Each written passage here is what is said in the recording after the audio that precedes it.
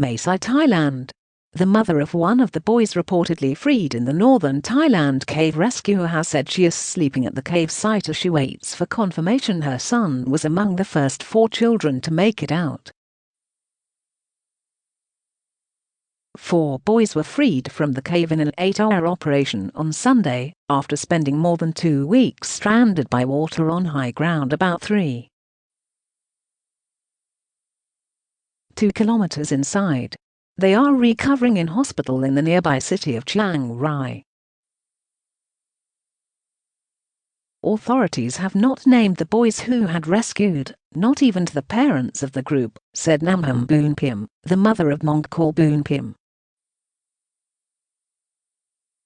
Mongkhol, 14, has been named by Thai media as one of the boys who was freed on Sunday. Namhom said she had only learned he may have been freed from reports on social media, which the families are tracking from the cave site. "I just heard his name, Mongkhol, and I was happy enough," she said. She was sleeping at the cave site with many of the other parents, and had not yet thought about what she would say once she saw him. "Let me meet him first," she said. 90 divers, 50 foreign and 40 Thai, are involved in the rescue operation, said an official. The first boy exited the cave at 17:40 local time. 4 boys among a group of 13 trapped in a flooded Thai cave for more than a fortnight were rescued on Sunday, authorities said, revising earlier reports of 6 rescues. Thai official heading the cave rescue operation says their healthiest have been taken out first, and the operation is going better than expected. However, he added, rescue workers need about 10 hours to prepare for next operation.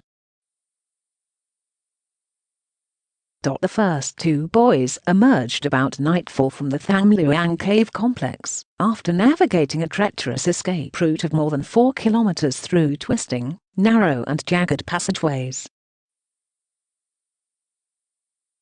They were followed shortly afterwards by 2 others, leading to an explosion of jubilation on social media in Thailand and around the world as the rescued boys were rushed to hospital. 6 of them came out, a Defense Ministry official, who asked not to be named, initially told AFP. Foreign elite divers and Thai Navy SEALs on Sunday morning began the complex operation to extract the 12 boys and their football coach as they raced against time, with imminent monsoon rains threatening more flooding that would doom the mission. Today is the D-Day. The boys are ready to face any challenges, Rescue Chief Norong Sako Satanakan told reporters near the cave site on Sunday morning. The group became trapped in a cramped chamber deep inside Tham Luang in a mountainous area of northern Thailand on June the 23rd, when they went in after football practice, and got caught behind rising waters. Their plight transfixed Thailand and the rest of the world, as authorities struggled to devise a plan to get the boys aged between 11 and 16 and their 25-year-old coach out. Mission Impossible. The rescue of the first 4 was a stunning victory in an operation Norong Sak had earlier dubbed Mission Impossible, and led to cautious optimism that the others would also be saved. Another official involved in the rescue operation said the initial kids who had been saved formed a first group. A second group made up of the others had also begun the journey from the chamber where they had been trapped, a rescue worker told AFP. The quick extraction came as a surprise after one of the operation commanders said on Sunday morning the rescue efforts could take several days to complete. The group was found disheveled and hungry by British cave diving specialists 9 days after they ventured in.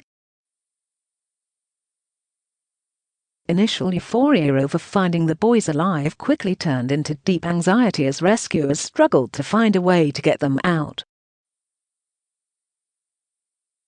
The death of a former Thai Navy SEAL diver who ran out of oxygen in the cave on Friday underscored the danger of the journey even for professionals. After a short deluge of rain on Saturday night, and with more bad weather forecast, Narongsak on Sunday said authorities had to act immediately. "There is no other day that we are more ready than today," he said, "otherwise we will lose the opportunity." Between the base camp inside the cave and the trapped boys were twisting, turning cave passageways with torrents of water gushing through. The water in the cave was muddy and unclear, with one diver comparing it to a cafe latte. Ropes were installed to help guide the boys through the darkness. Narongsak said Sunday morning 2 divers would escort each of the boys out of the cave. Officials had looked at many different ways to save the boys and their coach. An early potential plan was to leave them there for months until the monsoon season ended and the floods subsided completely, but that idea was scrapped over concerns about falling oxygen levels and waters rising too high. More than 100 exploratory holes were also bored, some shallow, but the longest 400 meters deep into the mountainside, in an attempt to open a second evacuation route and avoid forcing the boys into the dangerous dive. American technology entrepreneur Elon Musk even deployed engineers from his private space exploration firm SpaceX and Boring Company to help. Meanwhile, rescuers fed a kilometers-long air pipe into the cave to restore oxygen levels in the chamber where the team was sheltering with medics and divers. Among experts in rescue efforts. A South Australian doctor is among the experts involved in the rescue mission to retrieve 12 schoolboys and their football coach from a cave in Thailand. Dr. Richard Harris, an anaesthetist with more than 30 years of diving experience, flew to Thailand last week. The Adelaide Advertiser reported on Sunday that Harris was working with the Royal Thai Navy and medical experts in Chiang Rai as they prepared the evacuation. Harris works for MedStar, the aeromedical retrieval service for SA Ambulance, and has cave diving expertise. In 2011, he was part of the team that worked to retrieve the body of his friend the diver Agnes Maloka from Tang Cave at Millicent. The website for the Advanced Diving Conference OSTEC says Harris has been involved in cave diving exploration in China, Christmas Island, New Zealand, as well as Australia, and has an interest in diving safety and accident investigation, especially in relation to cave and technical diving. He plays a key role in developing a cave and sump rescue capability in Australia, it states.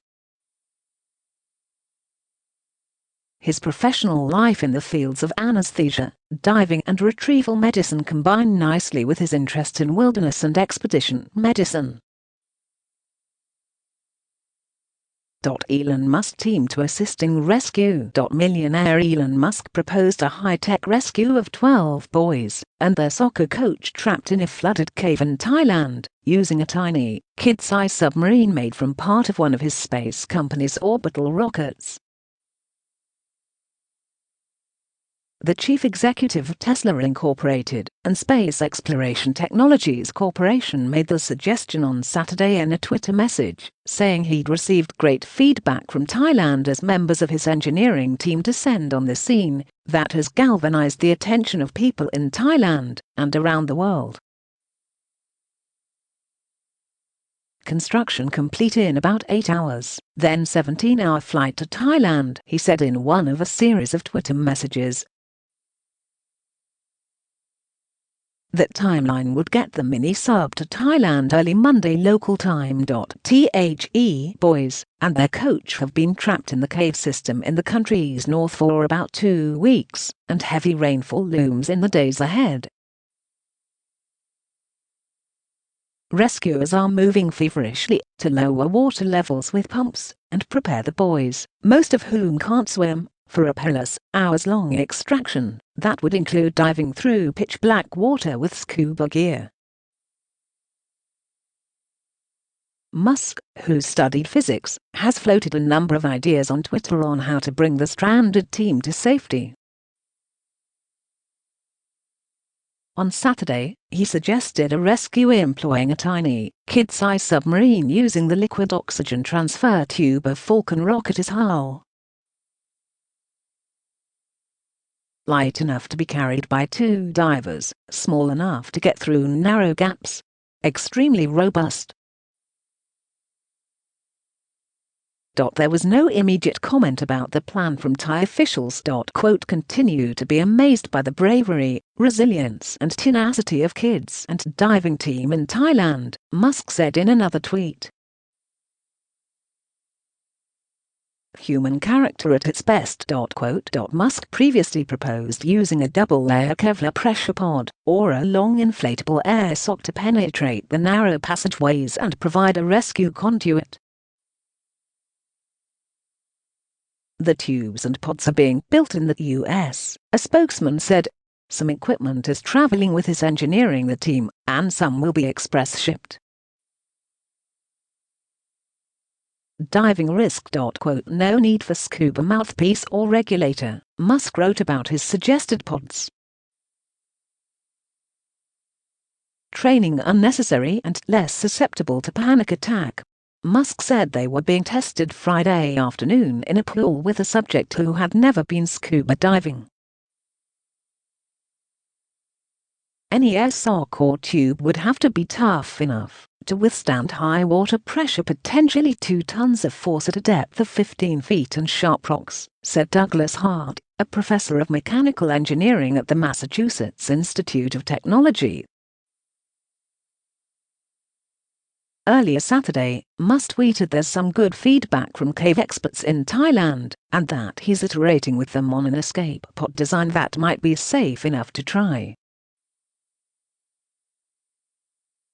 Also building an inflatable tube with airlocks, he wrote, less likely to work, given tricky contours, but great if it does. Diving risk. No need for scuba mouthpiece or regulator, Musk wrote about his suggested pods. Training unnecessary and less susceptible to panic attack. Musk said they were being tested Friday afternoon in a pool with a subject who had never been scuba diving. Any air sock or tube would have to be tough enough to withstand high water pressure, potentially 2 tons of force at a depth of 15 feet and sharp rocks, said Douglas Hart, a professor of mechanical engineering at the Massachusetts Institute of Technology. Earlier Saturday, Musk tweeted there's some good feedback from cave experts in Thailand, and that he's iterating with them on an escape pod design that might be safe enough to try.